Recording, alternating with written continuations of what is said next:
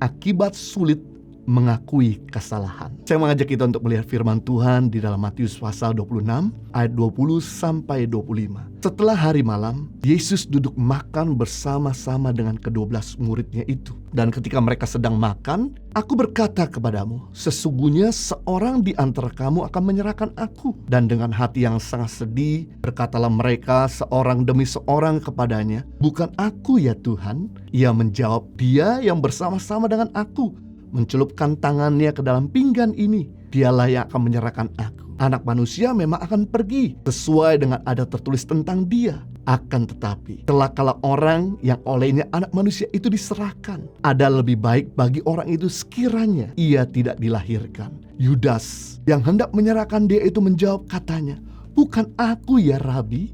Kata Yesus kepadanya, "Engkau telah mengatakan." Sebelum Yesus ditangkap dan disalibkan, Yesus mengambil waktu makan malam bersama dengan ke-12 muridnya. Kalau ada orang ngajak kita makan, berarti orang tersebut niat bangun hubungan. Ketika Yesus mengajak Sakius makan malam, dan lewat hubungan yang dibangun, maka Sakius berubah 180 derajat. Sebelum Yesus ditangkap dan disalibkan, dia sengaja mengajak murid-muridnya untuk makan bersama-sama, agar Yesus bisa bicara dari hati ke hati. Ketika sedang makan, Yesus berkata, "Sesungguhnya seorang di antara kamu akan menyerahkan aku." Mendengar perkataan Yesus itu, seharusnya murid-murid saling mengkoreksi dirinya. Malah yang terjadi, mereka saling menuding satu dengan yang lain dan saling membela diri, termasuk Yudas Iskariot yang hendak menjual Yesus. Rupanya bukan cuma orang dunia yang tidak mau mengakui kesalahan, bukan cuma orang di luar Tuhan yang sulit mengakui kesalahan. Murid-murid Yesus pun tidak mau mengakui kesalahannya ketika dikoreksi oleh gurunya. Ketahuilah, masalah terbesar yang terjadi dalam kehidupan kita sehari-hari disebabkan karena kita tidak mau mengakui kesalahan. Masalah terbesar yang terjadi dalam relationship kita, hubungan kita dengan yang lain, disebabkan karena kita tidak mau mengakui kesalahan. Bahkan masalah yang kecil bisa jadi besar ketika kita sulit mengakui kesalahan. Masalah besar bisa jadi kompleks ketika kita tidak mau mengaku kesalahan. Sebaliknya, masalah besar atau banyak akan jadi beres ketika kita berani mengakui kesalahan.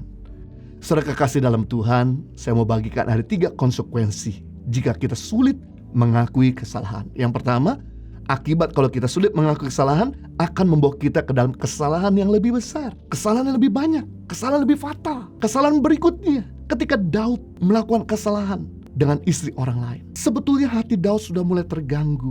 Dia mulai gak damai, karena di mana ada kebenaran pasti ada damai sejahtera. Di mana tidak ada kebenaran, tidak ada damai sejahtera. Nah, karena Daud tidak mau mengakui dan tidak mau bertobat, walaupun hatinya sudah terganggu, dia buat kesalahan berikutnya yang lebih fatal, yaitu melakukan pembunuhan berencana dengan membunuh suaminya. Seandainya Daud ketika hatinya mulai terganggu, dia mengakui di hadapan Tuhan dan dia mengakui di hadapan sesama, pasti Daud tidak akan membunuh orang. Daud cepat dipulihkan. Tapi karena Daud tidak mau mengakui kesalahannya, dia bikin kesalahan dan dosa yang lebih fatal. Akibatnya dia bunuh orang dan dia harus menanggung konsekuensi yang begitu berat.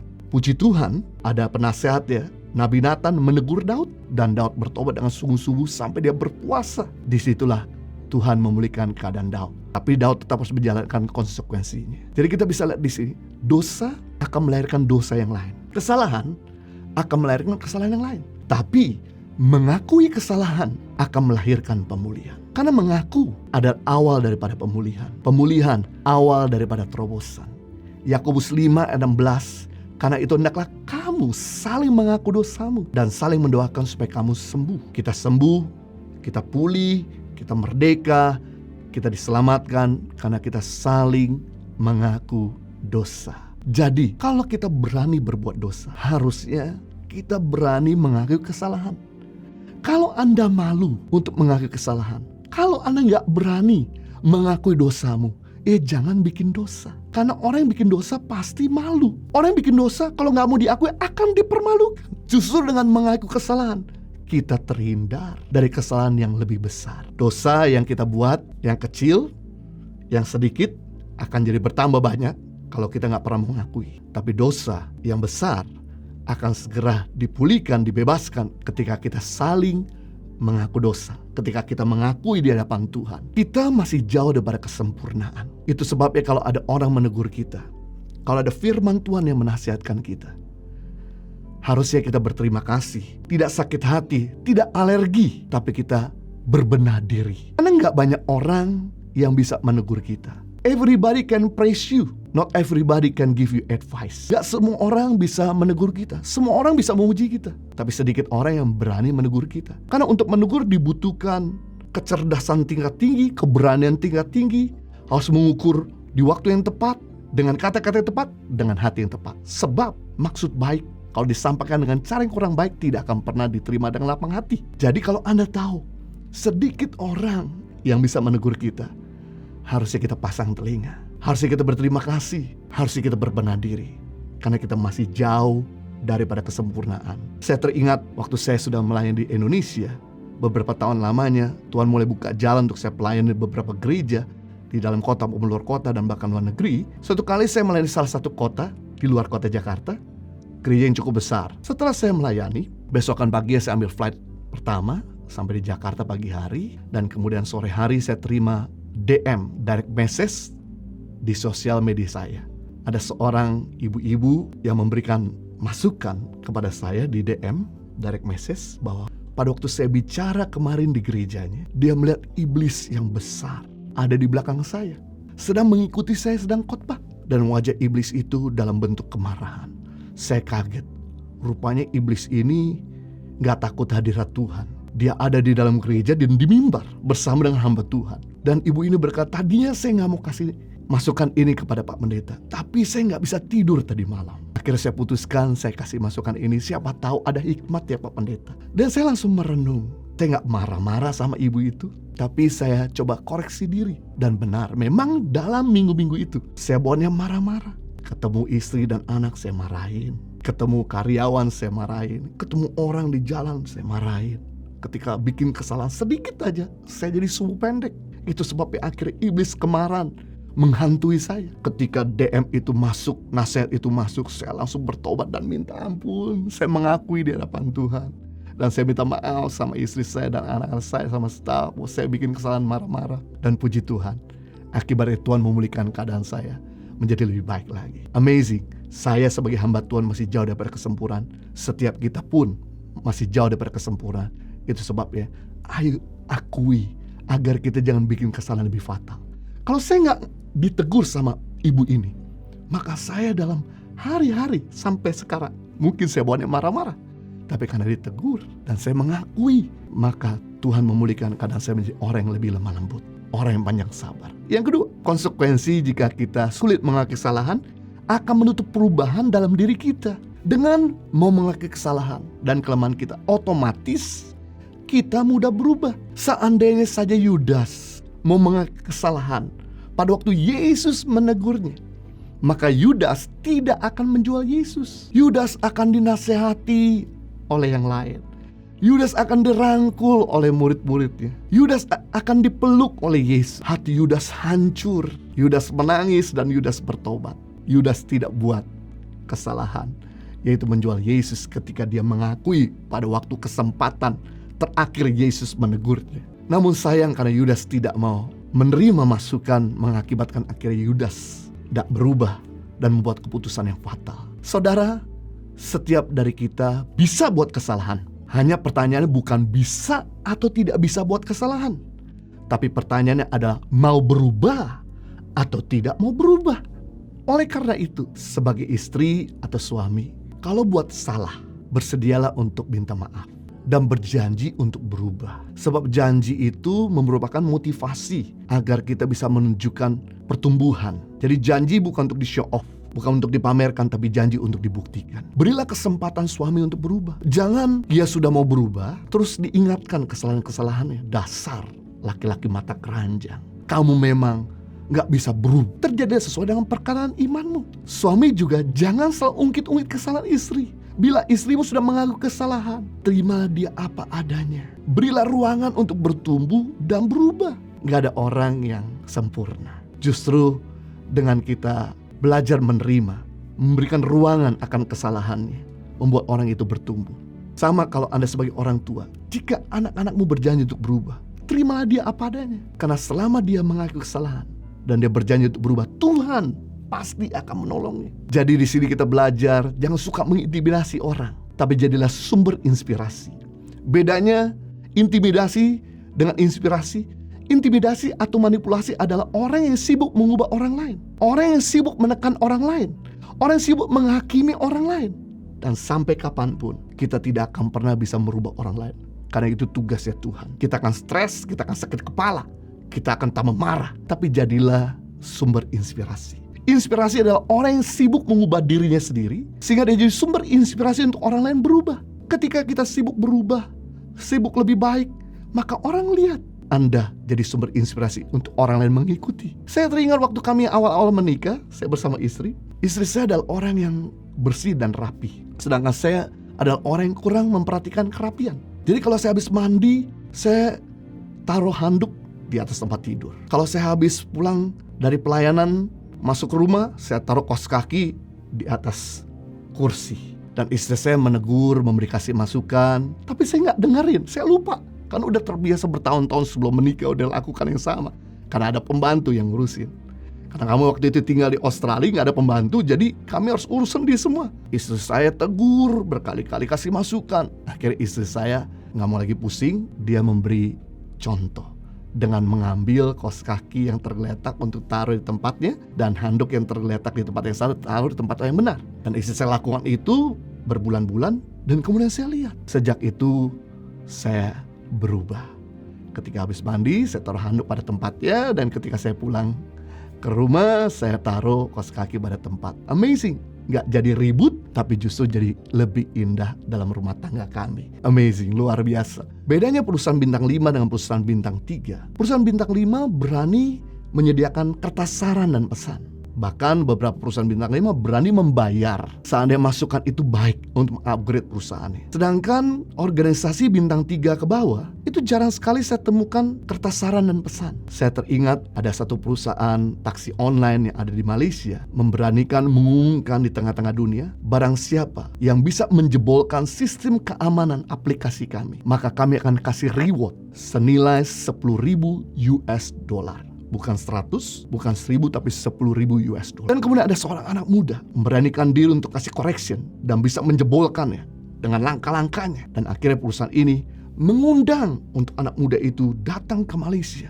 Dibayarin tiket ya, dikasih hotel yang terbaik, dan kemudian dikasih reward senilai 10.000 US dollar. Yang pada waktu itu nilainya 133 juta rupiah. Dan kemudian anak muda itu nggak dimaki-maki, nggak dimarahin, tapi anak muda itu dipekerjakan di perusahaannya untuk menjaga sistem keamanan aplikasi itu. Sejak hari itu perusahaan taksi online ini menjadi sangat aman, sangat terpercaya, menjadi booming, dan berani mengakuisisi perusahaan taksi online sebelum-sebelumnya. Suatu gambaran organisasi bintang 5 berani menerima masukan dan bahkan berani membayar demi sebuah perubahan. Harusnya kita semua sebagai anak Tuhan, sebagai pemimpin perusahaan, kita sebagai orang tua, sebagai hamba-hamba Tuhan, kita rendah hati untuk bisa menerima masukan dan mengakui bahwa kita punya kelemahan. Pasti perubahan terjadi, yang terjadi adalah kemajuan yang akan kita terima. Yang ketiga, konsekuensi. Jika kita sulit mengaku kesalahan, akan menutup pintu anugerah bagi yang lain. Jika Yudas mengaku kesalahannya, pasti Yudas dipulihkan. Pasti Yudas akan menjadi rasul yang akan dipakai oleh Tuhan Yesus. Diurapi secara luar biasa seperti Petrus, menyelamatkan banyak jiwa-jiwa. Tapi karena Yudas tidak mau mengaku kesalahannya, dia jual gurunya. Begitu mengetahui bahwa gurunya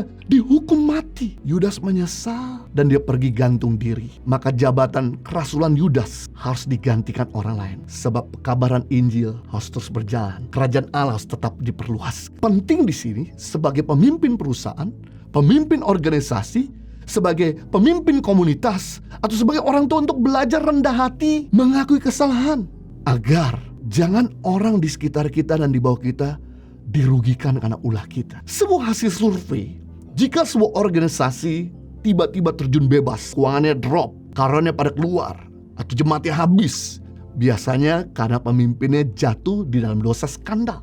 Yang kedua, jika sebuah organisasi tiba-tiba turun perlahan-lahan, keuangan turun pelan-pelan tapi pasti, karunia keluar satu-satu, biasanya pemimpinnya jatuh di dalam hal keuangan. bereskan dulu keuangan, maka yang terjadi perusahaan tersebut keuangannya akan bangkit kembali. Kemajuannya akan semakin nyata. Saya teringat ada satu gereja besar yang sempat pecah.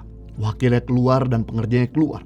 Lalu pemimpin tersebut cepat mengakui kesalahan karena dia tidak mengelola keuangan yang benar. Dan dia besar hati untuk menyerahkan jabatannya kepada orang lain. Ajaibnya, gereja itu akhirnya dipulihkan dan jemaatnya berkembang begitu luar biasa. Bahkan lebih banyak sebelum dari dia pecah. Ada juga gereja yang besar punya masalah besar. Saya nggak usah sebutkan masalahnya. Sudah diberitahu sama penasehat untuk menyerahkan kepemimpinan kepada orang lain.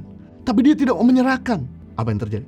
Keadaan lebih parah, pengerjanya pada keluar, jemaatnya keluar, dan akhirnya gereja tersebut kehilangan begitu banyak umatnya. Sama hal bagi kita semua anak-anak muda. Kalau Anda tahu Anda kena COVID, tapi Anda tidak mau jalankan isolasi mandiri, stay di rumah sakit, Anda pergi keluar sebagai OTG, menularkan orang lain dan membahayakan orang tua. Inilah menyebabkan akhirnya kenapa COVID tidak bisa dibendung. Karena banyak orang yang OTG, mereka nggak mau sadar, dia nggak mau pikirkan orang lain, dan akibatnya membahayakan orang lain. Sadarilah, ketika kita mengakui kesalahan dan ketika kita mau berubah, Anda sedang melindungi dirimu dan melindungi orang lain. Jika Anda ribut dengan pasangan Anda dan Anda sebagai suami istri tidak mau saling mengakui kesalahan dan memutuskan untuk selesai bercerai, maka Anda sedang mengorbankan anak-anak Anda sendiri. Sudah tahu hasil survei mengatakan kenapa seringkali anak-anak muda terlibat dalam seks bebas, perjudian, dan kemudian masuk ke dalam penjara, hidup dalam kemiskinan, karena disebabkan orang tua mereka bercerai. Jangan korbankan anakmu karena ulah dan gengsi kita. Itu sebab akui, karena ini akan melindungi dirimu dan melindungi orang lain. Beberapa hari yang lalu di daily devotion saya ada seseorang yang kasih komen bahwa saya bicara terlalu cepat. Sebetulnya udah terbiasa buat saya bicara yang cepat, dan bahkan udah nyaman buat saya bicara dengan cepat.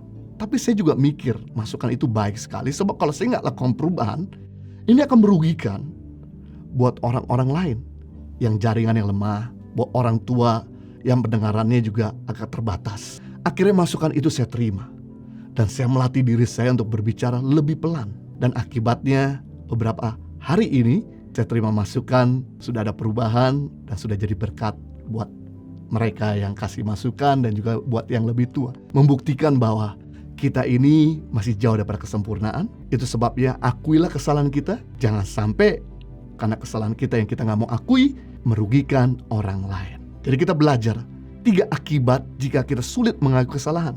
Yang pertama, membawa kita kepada kesalahan lebih besar. Yang kedua, menutup perubahan dalam diri kita. Dan yang ketiga, menutup pintu anugerah bagi yang lain.